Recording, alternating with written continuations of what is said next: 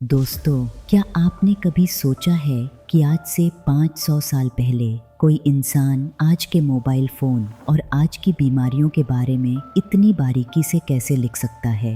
ओडिशा की पवित्र धरती से निकली एक ऐसी भविष्यवाणी जो आज पूरी दुनिया की नींद उड़ा रही है। हम बात कर रहे हैं भविष्य मालिका की। ये सिर्फ एक पुरानी किताब नहीं है, ये आने वाले महाविनाश का वो खौफनाक रोड मैप है जिसे 5 सन्यासियों ने अपनी तपस्या से लिखा था। क्या वाकई कलयुग अपनी आखिरी सांसें ले रहा है? क्या 2025 से 2030 के बीच कुछ ऐसा होने वाला है जो इंसानी इतिहास को हमेशा के लिए बदल देगा? इस कहानी की शुरुआत होती है 16वीं शताब्दी में। ओडिशा में 5 ऐसे महापुरुष थे जिन्हें पंचसखा कहा गया। इनमें सबसे मुख्य थे महापुरुष अच्युतानंद दास। कहा जाता है कि उनके पास त्रिकाल दृष्टि थी, यानी वो वक्त के पार देख सकते थे। इन संतों ने ताड़ के पत्तों पर 1 लाख से ज्यादा मालिकाएं लिखी, लेकिन एक शर्त थी, ये सब एक गुप्त भाषा यानी कोड लैंग्वेज में लिखा गया ताकि ये ज्ञान सिर्फ उन्हीं लोगों तक पहुँचे जो आध्यात्मिक रूप से जागृत हों। उन्होंने तभी कह दिया था कि जब इंसान धर्म को भूलकर प्रकृति से खिलवाड़ करेगा तब महाकाल का न्याय शुरू होगा। मालिका कहती है कि अंत से पहले प्रकृति और मंदिर दोनों ही इशारे देंगे।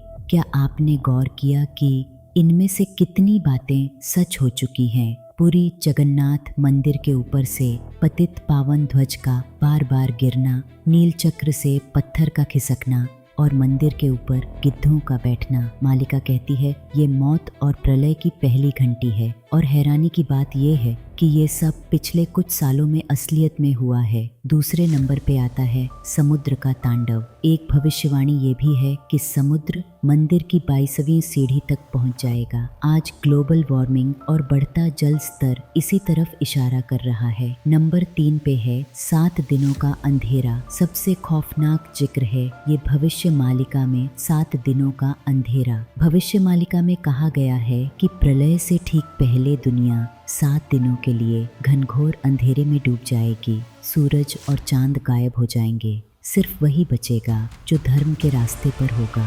भविष्य मालिक में ये भी लिखा गया है कि बेटी बाप को नहीं पहचानेगी, भाई भाई का दुश्मन होगा, इंसान यंत्र यानी मशीन बन जाएगा। आज हम एक ही घर में होकर भी एक दूसरे से दूर हैं। क्या ये उस पतन की शुरुआत नहीं है? अब बात करते हैं उस युद्ध की जिसकी आहट पूरी दुनिया सुन रही है। तीसरा विश्व युद्ध। मालिका के अनुसार ये युद्ध किसी जमीन के लिए नहीं बल्कि अधर्म के नाश के लिए होगा।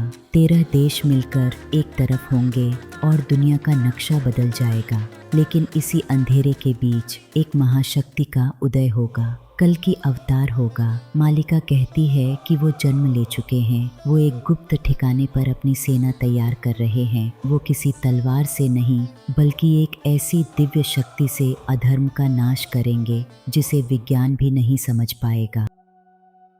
दोस्तों, भविष्य मालिका को आप अंधविश्वास कहें या कड़वी सच्चाई, लेकिन एक बात तय है, प्रकृति हमें इशारा दे रही है। वक्त तेजी से निकल रहा है और फैसला आपके हाथ में है। मालिका का संदेश साफ है, अपने कर्मों को सुधारो, प्रकृति का सम्मान करो और धर्म के रास्ते पर लौट आओ। क्या आप सिर्फ एक दर्शक बने रहेंगे या आने वाले सत्य युग का हिस्सा बनेंगे? इस स्टोरी में जितनी बातें कही गई हैं वो डर फैलाने के लिए नहीं बल्कि हमें जगाने के लिए है। भविष्य मालिका का संदेश साफ है, अपने कर्मों को सुधारो और धर्म के रास्ते पर लौट आओ।